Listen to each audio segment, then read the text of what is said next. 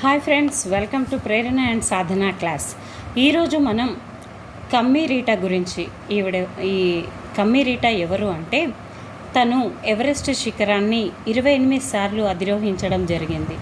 అంటే ఎవరెస్ట్ శిఖరాన్ని ఒక్కసారి ఎక్కడమే చాలా కష్టమైన పని, కానీ అంతటి కష్టాన్నైనా సుసాధ్యం చేసుకొని తన రికార్డును తానే బద్దలు కొట్టిన కమ్మీ రీటా గారికి ఒకసారి క్లాప్స్ కొడుతూ, ఒకసారి గ్రేట్ అని అప్రిషియేట్ చేస్తూ, మనం కూడా ఆ గ్రేట్ లిస్ట్లో ఉండాలి అంటే మనం చేయాల్సిందల్లా చదువుకోవడం వల్ల మనం ఎంతో గొప్ప స్థాయికి వెళ్ళి ఒక టీచర్ అనే ఒక గొప్ప హోదాను సంపాదించి మిగతా విద్యార్థులను కూడా తీర్చిదిద్దగలమన్న ఆశయంతో ఈరోజు క్లాస్ని స్టార్ట్ చేయబోతున్నాను. భూస్వరూపాలు 6th క్లాస్లో ఉన్న భూస్వరూపాల గురించి మనం తెలుసుకుందాం.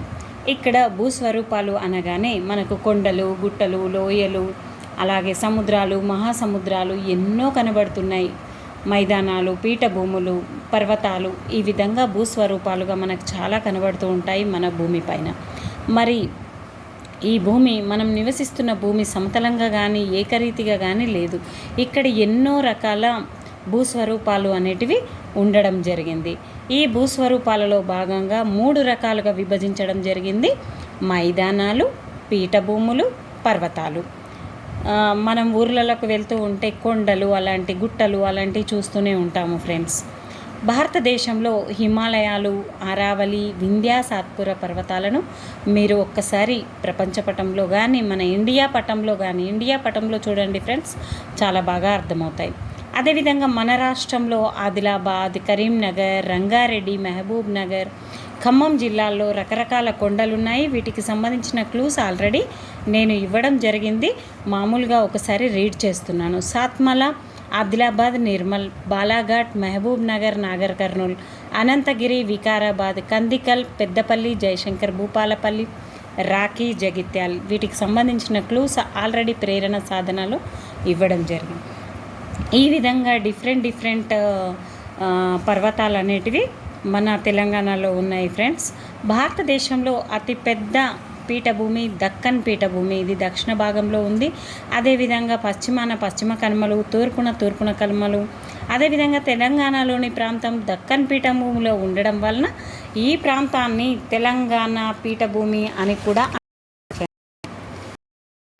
అయితే ఇక్కడ మనకి పర్వతాలు, పీఠభూములు వలె కాక సున్నితమైన వాలు కలిగిన సమతల విశాల ప్రాంతాలే మైదానాలు అని మీకు తెలుసు. అయితే ఇవి అన్నీ కూడా ఒండ్రుతో కూడుకొని ఈ ప్రాంతాలు చాలా ఏర్పడతా ఉంటాయి. మేట వేసిన ఒండ్రుతో ఈ ప్రాంతాలు ఏర్పడతాయి. సింధు మరియు దాని ఉపనదులు పంజాబ్ మైదానాన్ని ఏర్పరిచాయి. అదేవిధంగా గంగా నది ఉత్తరప్రదేశ్, బీహార్ మరియు బెంగాల్ రాష్ట్రాల గుండా ప్రవహించి గంగా మైదానాన్ని ఏర్పాటు చేయడం జరిగింది. ఈ 2 విశాల మైదానాలను కలిసి గంగా సింధు మైదానంగా పిలవడం జరుగుతుంది. భారతదేశపు తూర్పు దిక్కున బంగాళాఖాత తీరానికి ఆనుకుని ఉన్నది తమిళనాడు, ఆంధ్రప్రదేశ్, ఒడిశా మరియు పశ్చిమ బెంగాల్ రాష్ట్రాల్లో అధిక ప్రాంతం తూర్పు తీర మైదానంలోనికి వస్తుంది. అదేవిధంగా భారతదేశానికి పశ్చిమ తీర మైదానం ఉంది. ఇక్కడ ఏ రాష్ట్రాలు ఉన్నాయి? మరి ఏ రాష్ట్రాలు అంటే మహారాష్ట్ర, గుజరాత్, మహారాష్ట్ర, గోవా, కర్ణాటక, కేరళ రాష్ట్రాలు పశ్చిమం వైపున ఉన్నాయి ఫ్రెండ్స్. మీరు ఒకసారి మన ఇండియా పటాన్ని గమనించగలరు. అదేవిధంగా నైసర్గిక స్వరూపాల్లో భాగంగా తెలంగాణ పీఠభూమిలో గోదావరి, కృష్ణా నదులు ఈ పీఠభూమి గుండా తూర్పు వైపుకు ప్రవహిస్తూ ఉన్నాయి. ఎందుకంటే ఇది తూర్పుకు వాలి ఉంది కాబట్టి మన నదులు ఎక్కువ శాతంగా తూర్పుకు ప్రవహిస్తూ ఉంటాయి ఫ్రెండ్స్.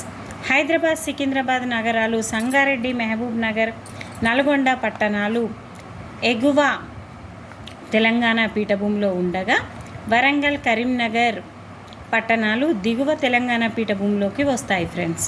ఒకసారి మనం ఈ పటాన్ని గమనిస్తూ ఉందాం.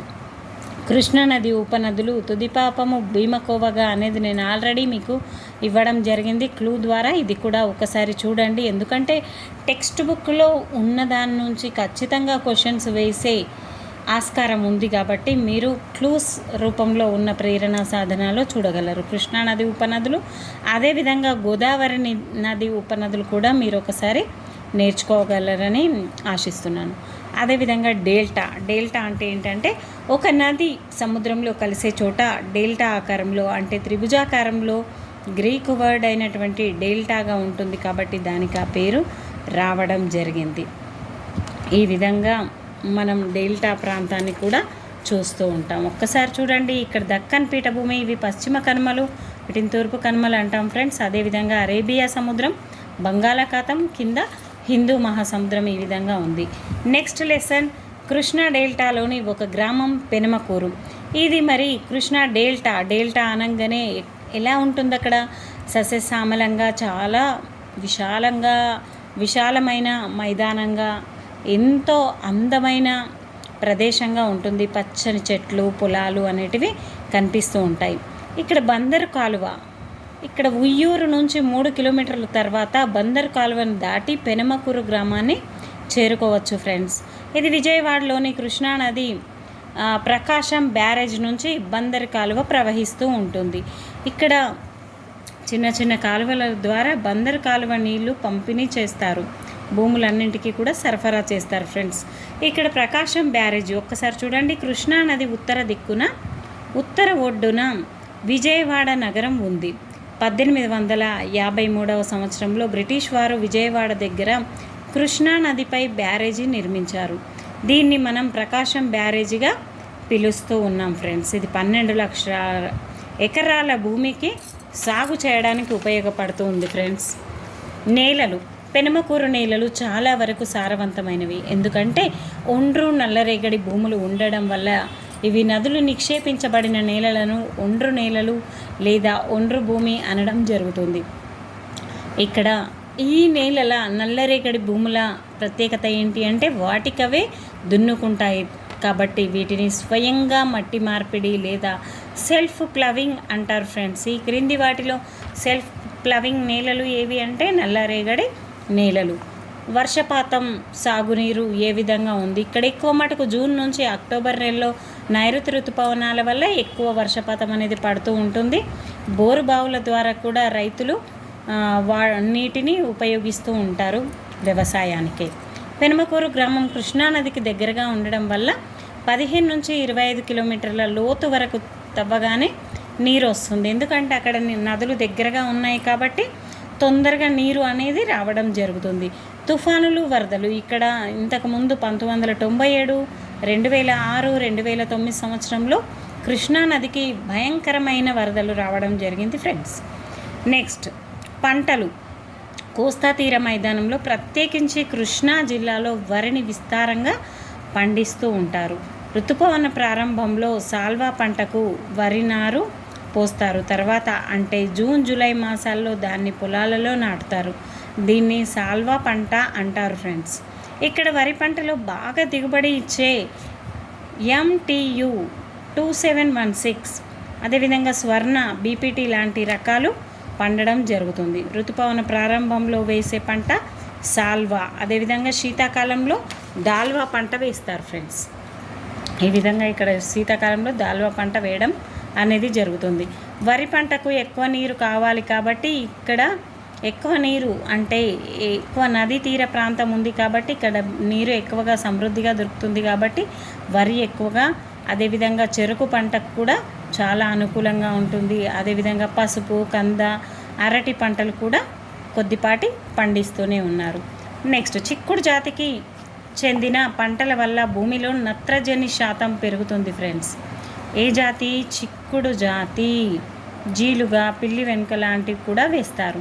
ఇది పంటలకు ఎరువుల మాదిరిగా ఉపయోగపడుతుంది. 30 నుంచి 40 రోజుల తర్వాత ఈ మొక్కలు భూమిలో కలిపి దున్నుతారు ఫ్రెండ్స్. ఎందుకంటే నత్రజని శాతం వీటిలో అధికంగా ఉంటుంది కాబట్టి చిక్కుడు జాతికి చెందిన పంటలను ఎక్కువగా ఈ పంటల వల్ల దాంట్లో వేసి దున్నేయడం జరుగుతుంది. ఆ తర్వాత రకరకాల పంటలు పండిస్తూ ఉంటారు. అదేవిధంగా తోటలు కూడా ఉన్నాయి ఫ్రెండ్స్. ఇక్కడ భూములు పండ్ల తోటలకు పెంపకానికి చాలా అనువుగా ఉంటాయి.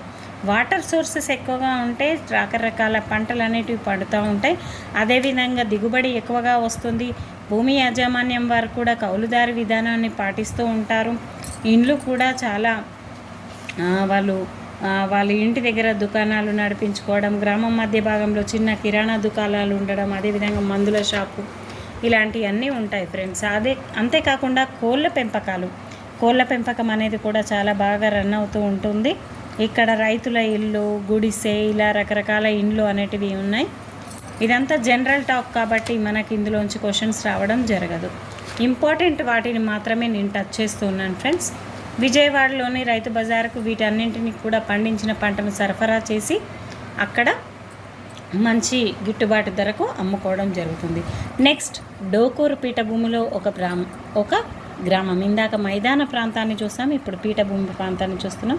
కృష్ణా జిల్లా ప్రాంతంలో సమృద్ధిగా నీళ్లు, సారవంతమైన నేలలు ఉన్న ఒక గ్రామాన్ని మనం ఇందాక చూసాం.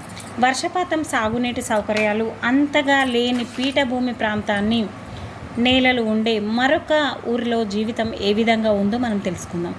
దక్కను పీఠభూమి, దీన్ని తెలంగాణ రాష్ట్రం ప్రధానంగా పీఠభూమి అని పిలుస్తున్నారు.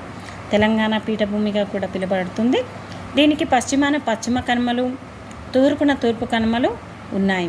వీటిని తీర మైదాన ప్రాంతాలతో పోలిస్తే దక్కన్ పీఠభూమి ఎత్తులో ఉంది. ఈ పీఠభూమిలో పశ్చిమం వైపు నుంచి తూర్పుకు వాలు కలిగి ఉంది. ఈ ప్రాంతాన్ని అర్థం చేసుకోవడానికి మహారాష్ట్ర, తెలంగాణ, ఆంధ్రప్రదేశ్ రాష్ట్రాల్లో ప్రవహించే గోదావరి నది మార్గాన్ని మనం గమనించవచ్చు. ఎందుకంటే ఇది పశ్చిమాన పుట్టి తూర్పున కలవడం, బంగాళాఖాతంలో కలుస్తుంది. కృష్ణా డెల్టా ప్రాంతాల మాదిరి చదునుగా కాకుండా పీఠభూముల్లో చిన్న కొండలు, పర్వత శ్రేణులు, గుట్టలు, అదేవిధంగా వాటి మధ్య చదును భూములు ఉంటాయి ఫ్రెండ్స్. ఇక్కడ మట్టి అనేది చాలా ఎక్కువగా ఉంటుంది. అదేవిధంగా మహబూబ్ నగర్ జిల్లాలోని డోకూర్ గ్రామం కూడా మనం సందర్శించవచ్చు. డోకూర్ గ్రామం అనేది